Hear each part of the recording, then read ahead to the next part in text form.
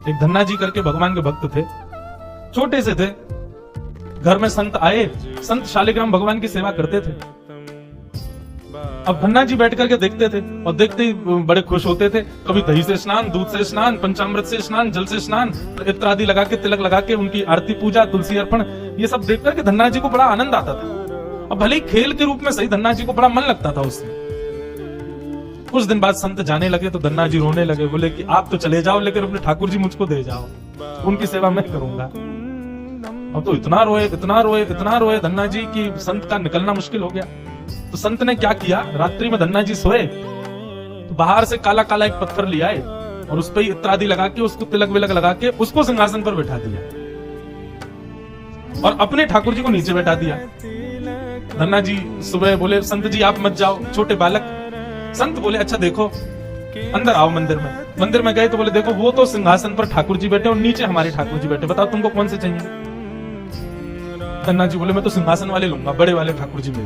बोले ठीक है, तो उनकी सेवा करो, अब हमको जाने दो। अपने शालिग्राम जी को लेकर के संत चले गए। अब धन्ना जी उस पत्थर की सेवा करते हैं, असली शालिग्राम तो संत अपने संग ले गए, लेकिन धन्ना जी इतने भाव से सेवा करते थे।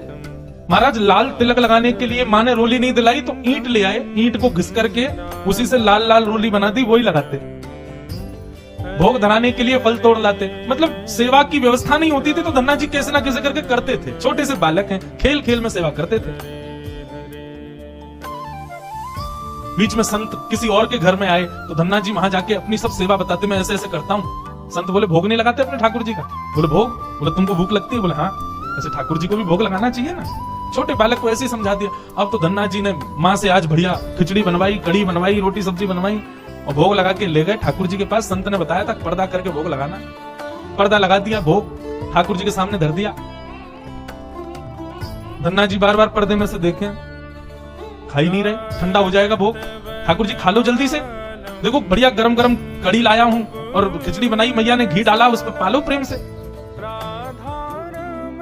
बहुत देर हो गई, ठाकुर जी नहीं पाए तो धन्ना जी वहीं लेट गए। बोले आप नहीं पाओगे तो मैं भी नहीं पाऊंगा, मैं भी भूखा ही रहूंगा फिर। अब इतना सहज सरल प्रेम धन्ना जी का, भूखे प्यासे धन्ना जी पड़े हैं नीचे, छोटा सा बालक है, ठाकुर जी से देखा नहीं गया। इतने में ही महाराज लेट गए धन्ना जी। उनको चटकारों की आवाज आने लगी।